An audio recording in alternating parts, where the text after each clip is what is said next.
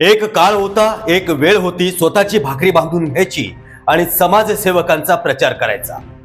आपली विचारसरणी जनतेला सांगायची आणि त्या पक्षाला देखील एक आचार विचाराची धार होती.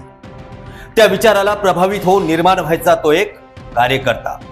त्याच्या विचारात दुसऱ्या पक्षाबद्दल द्वेष नव्हता, तर आपल्या विचारधारेचा अभिमान होता.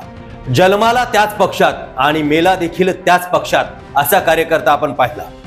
त्याच्यातील निष्ठा कधी तुटली नाही, त्याचे मत कधी फुटले नाही. पण परवा उरले सुरले निष्ठावंतांना तुटताना पाहिलं, फुटताना पाहिलं, रडताना पाहिलं, ओरडताना पाहिलं, रोष व्यक्त करताना प्रचार करणार नाही म्हणून पाहिलं. ज्यांनी ज्या पक्षाला शिव्या दिल्या, पक्षालाच नाही तर पक्षश्रेष्ठींना देखील आशांचा पक्षात सन्मान करण्यात आला. स्वागत करत त्यांना तिकीट देखील दिलं.